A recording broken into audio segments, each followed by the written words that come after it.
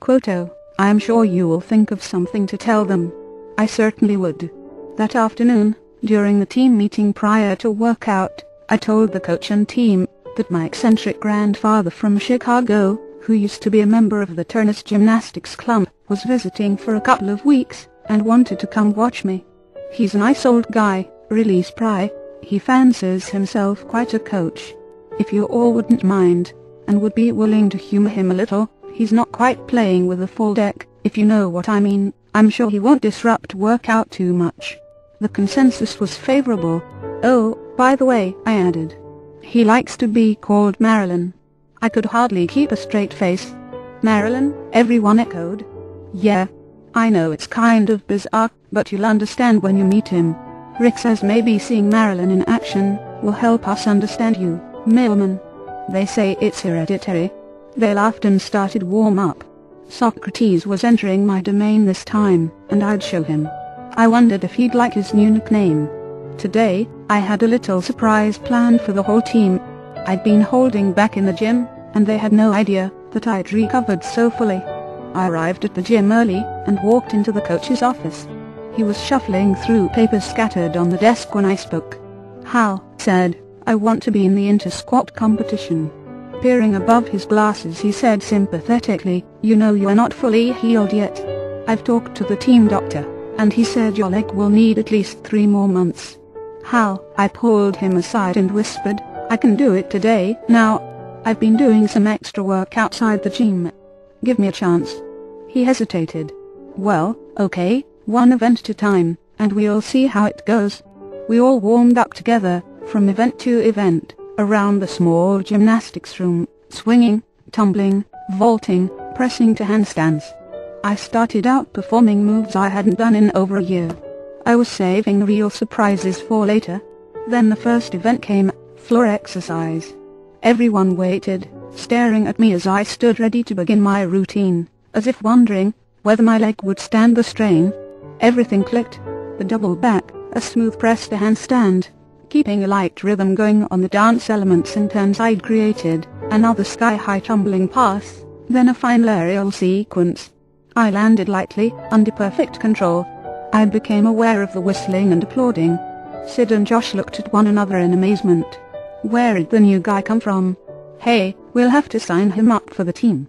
Next event. Josh went first on rings, then Sid, Chuck, and Gary. Finally, it was my turn. I adjusted my handguards, made sure the tape on my wrists was secure, and jumped up to the rings. Josh stilled my swing, then stepped back. My muscles twitched with anticipation. Inhaling, I pulled up to an inverted hang, then slowly pulled, and pressed my body up to an iron cross. I heard muffled tones of excitement as I swung smoothly down, then up again to a front uprise. I pressed slowly to a handstand with straight arms and straight body.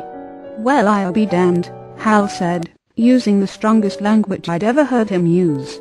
Bailing out of the handstand, I did a fast, light giant swing, and locked it without a tremor. After a high double somersault dismount, I landed with only a small step. Not a bad job. And so it went.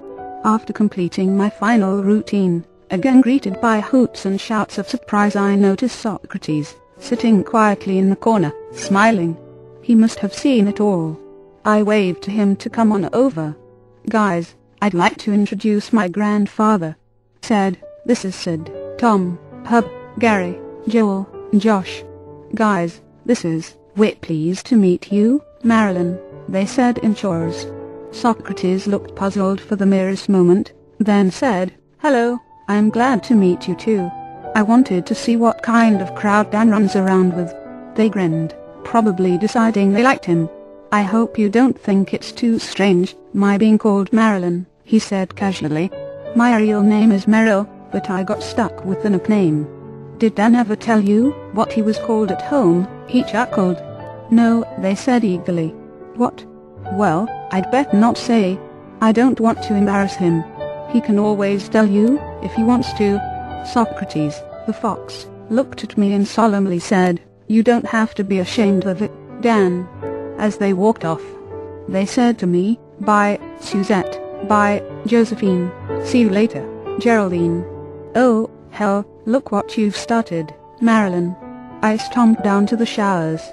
For the rest of that week, Socrates never took his eyes off me. Occasionally, he turned to another gymnast and offered some superb advice, which always seemed to work. I was astonished at his knowledge. "After high bar," he said, "then you still need to learn to meditate your actions." "What do you mean, meditate an action, Soc?" "Meditating an action is different from doing. To do there must be a doer, a self-conscious someone performing, but when you meditate an action you've already released all thoughts, even the thought of I. There is no you left to do it. In forgetting yourself you become what you do, so your action is free and spontaneous." On and on it went. He watched every expression on my face, listened to every comment I made. He told me to constantly pay more attention to my mental and emotional form. Some people heard that I was back in shape. Susie came by to watch, bringing with her Michelle and Linda, 2 new friends. Linda immediately caught my eye. She was a slim red-haired woman with a pretty face behind horn-rimmed glasses, wearing a simple dress that suggested pleasing curves. I hoped to see her again. The next day, after a very disappointing workout, when nothing seemed to go well, Socrates called me over to sit with him on a crash pad. "Dan," he said, "you've achieved a high level of skill. You're an expert gymnast." "Why, thank you, Socrates." It wasn't necessarily a profound compliment. He turned to face me more directly. "An expert trains the physical body with the purpose of winning competitions. Someday, you may become a master gymnast. The master dedicates his training to life. Therefore, he constantly places emphasis on the mind and emotions." "I understand that, Soc. You've told me a number, comma. I know you understand it. What I'm telling you is that you haven't yet realized it. You don't yet live it. You persist in gloating over a few new physical skills, then become depressed if the physical training doesn't go well one day. But when you really acknowledge and aim toward mental and emotional form, the warrior's practice, then the physical ups and down won't matter. Look what happens if you have a sore ankle one day. I work something else, some other area. It's the same with your 3 centers. If one area isn't going well, it's still an opportunity to train the others. On some of your weakest physical days, you can learn the most about your mind." He added, "I won't be coming into the gym again. I've told you enough. I want you to feel that I'm inside you, watching and correcting every error, no matter how small." The next few weeks were intense. I'd rise at 6 a.m. stretch, then meditate before class. I went to class most of the time, and completed homework quickly and easily. Then I'd sit and just do nothing for about half an hour before workout. During this period I began seeing Susie's friend Linda. I was very attracted to her, but had no time or energy to do more than talk to her for a few minutes before or after workout. Even then, I thought about her a lot, then about Joy, then about her, between my daily exercises. The team's confidence and my abilities were building with each new victory. It was clear to everyone that I had more than recovered. Though gymnastics was no longer the center of my life, it was still an important part.